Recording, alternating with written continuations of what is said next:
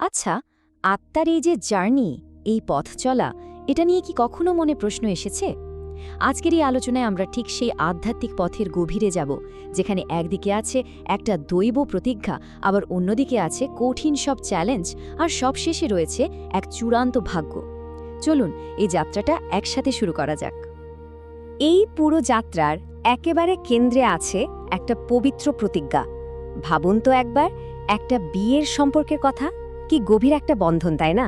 যেখানে দুজন মানুষ প্রতিজ্ঞা করে যে যাই হয়ে যাক, তারা একে অপরকে কখনো ছেড়ে যাবে না। আমাদের এই আধ্যাত্মিক উৎস বলছে ঈশ্বরের সাথে আমাদের সম্পর্কটাও ঠিক তেমনই এক গভীর অঙ্গীকার। কিন্তু এটা কিন্তু কোনো জাগতিক বা লেনদেনের চুক্তি নয়। এটা হলো পরম পিতার সাথে আত্মার এক গভীর আধ্যাত্মিক অঙ্গীকার। আর এই ভক্তির বিনিময়ে পুরস্কারটা কি জানেন? এক নিখুঁত বিশ্বের মালিকানা। এটাই কিন্তু আমাদের পুরো আলোচনার মূল ভিত্তি। কিন্তু এখানেই তো আসল প্রশ্নটা আসে, তাই না? যদি পুরস্কারটা এতটাই বিশাল হয়, মানে একটা নিখুঁত জগৎ পাওয়া, তাহলে এই প্রতিজ্ঞাটা ধরে রাখা, এই পথে স্থির থাকাটা এত কঠিন কেন? চলুন একটু গভীরে গিয়ে দেখা যাক কেন এই প্রতিজ্ঞা রাখাটা এত বড় একটা চ্যালেঞ্জ হয়ে দাঁড়ায়। দেখুন, এই পথের প্রথম এবং সবচেয়ে বড় বাধাটা হলো আমাদের নিজেদের মনকে এক জায়গায় স্থির রাখা। উৎস বলছে ঈশ্বরের স্মরণে অবিচল থাকাই আসলে সবচেয়ে বড় পরীক্ষা। আর বাস্তবতাটা তো ঠিক এটাই। আমাদের বুদ্ধি, আমাদের মন ক্রমাগত এদিক ওদিক ঘুরে বেড়ায়। হয়তো কেউ ঈশ্বরের সামনে বসে আছে, কিন্তু তার মন চলে যাচ্ছে পরিবারের চিন্তায়, আত্মীয়স্বজনের কথায় বা সাংসারিক নানা দুশ্চিন্তার দিকে। উৎস যেমনটা বলছে, সত্যিকারের অবিচল স্মরণ, মানে এক মনে শুধু তাকেই মনে করা, এটা সত্যি খুব বিরল একটা ব্যাপার। কিন্তু এই যে মন ঘুরে বেড়ানোর ব্যক্তিগত সংগ্রাম, এটা আসলে তার চেয়েও অনেক বড় কিছু লক্ষণ। এটা হলো হাজার হাজার বছর ধরে আত্মার তার আসল পবিত্র অবস্থা থেকে ধীরে ধীরে পতনের একটা চিহ্ন। এই স্লাইডটা দেখো, আত্মার যাত্রার দুটো বিপরীত অবস্থাকে কি সুন্দরভাবে তুলে ধরেছে। একদিকে আছে শতপ্রধান, মানে আত্মার সম্পূর্ণ পবিত্র অবস্থা, যেখান থেকে তার যাত্রা শুরু হয়েছিল, আর তার ঠিক উল্টো দিকে আছে তমপ্রধান, মানে অপবিত্র অবস্থা, যেখানে আত্মা এখন এসে দাঁড়িয়েছে।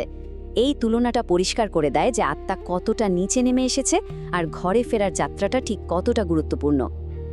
এই যে পতনটা, এটা কিন্তু একদিনে হয়নি। উৎস এটাকে একটা সিঁড়ি দিয়ে নিচে নামার সাথে তুলনা করেছে, আর এই টাইমলাইনটা ঠিক সেটাই আমাদের চোখের সামনে তুলে ধরে। সত্যযুগের একেবারে পবিত্র অবস্থা থেকে শুরু করে ত্রেতা, দাপর হয়ে কলিযুগের অপবিত্র অবস্থা পর্যন্ত এই পুরো পতনের চক্রটা এখানে খুব স্পষ্টভাবে দেখানো হয়েছে। তাহলে উপায় কি? এই যে সিঁড়ি দিয়ে নিচে নামা হলো, আবার ওপরে ওঠার কি কোনো পথ আছে? আত্মা কিভাবে আবার তার সেই আসল পবিত্র অবস্থায় ফিরে যাবে? সৌভাগ্যবশত উৎসটি দুটি অংশ নিয়ে গঠিত একটি খুব পরিষ্কার পথের কথা বলেছে। চলুন সেই পথটাকে এবার জেনে নেওয়া যাক। বিশুদ্ধ হওয়ার পথটা কিন্তু মূলত দুটো অভ্যাসের উপর দাঁড়িয়ে আছে। প্রথমত, নিরন্তর পরমপিতাকে স্মরণ করা, তার সাথে একটা প্রেমময় মানসিক সংযোগ রাখা, আর দ্বিতীয়ত আধ্যাত্মিক সেবা করা, যার মানে হলো এই যে স্বর্গীয় জ্ঞান, তা অন্যদের সাথে ভাগ করে নেওয়া। এখানে একটি জিনিস পরিষ্কার করে বোঝা দরকার, আধ্যাত্মিক সেবা মানে কিন্তু টাকা পয়সা বা জাগতিক জিনিসপত্র দান করা নয়। এটা হলো জ্ঞানের উপহার। বলা হয়, যার মধ্যে এই জ্ঞান থাকে সে নাকি তা ভাগ না করে থাকতেই পারে না। এটা একটা আন্তরিক তাগিদ, আর এই ভাগ করে নেবার মধ্যেই সে এক অপরিসীম আনন্দ খুঁজে পায়। এই সেবার জন্য ঠিক কতটা আত্মত্যাগ প্রয়োজন তা বোঝানোর জন্য উৎসটি দধীচি ঋষির একটা অসাধারণ উপমা ব্যবহার করেছে। এর মানে হলো, নিজের শারীরিক আরামায়েশের ঊর্ধ্বে উঠে নিজেকে সম্পূর্ণভাবে এই জ্ঞান বিতরণের কাজে উৎসর্গ করা, নিজের কথা না ভেবে। এই পথটা যদি ঠিকঠাকভাবে অনুসরণ করা যায়, তাহলে তার চূড়ান্ত ফল শুধু ব্যক্তিগত রূপান্তরই নয়, এটা হলো এক সম্পূর্ণ নতুন জগৎ গড়ে তোলা। তাহলে এই চূড়ান্ত গন্তব্যটি দেখতে কেমন? এই যাত্রার একটাই চূড়ান্ত লক্ষ্য। উৎস যেমনটা বলছে, একটা বিরাট লাফ দেওয়া, সর্বনিম্ন অবস্থা তমপ্রধান থেকে একবারে সর্বোচ্চ অবস্থা শতপ্রধানে ফিরে যাওয়া। এটার ধাপে ধাপে ওঠা নয়, বরং চেতনার এক বিরাট উল্লম্ঘন।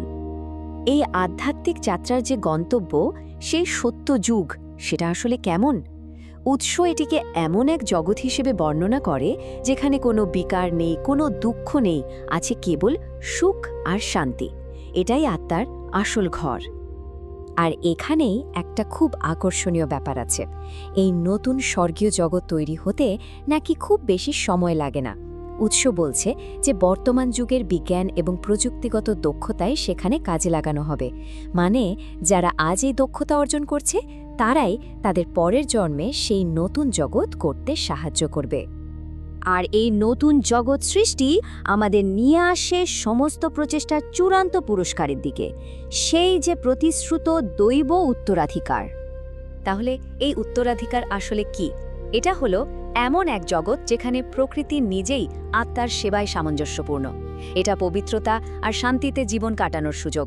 আর সবচেয়ে বড় কথা, এটা হলো এক নতুন বিশ্বের অধিপতি হওয়া, মানে নিজের হারানো আধ্যাত্মিক জন্মগত অধিকার আবার ফিরে পাওয়া। উৎসটি এই শক্তিশালী আশীর্বাদের মাধ্যমে শেষ হচ্ছে। বার্তাটা হলো, যারা সত্যি জীবনযাপন করে তারা কোনো পরিস্থিতির দ্বারা বিচলিত হয় না। তারা নিরন্তর সুখের দোলায় দুলতে থাকে।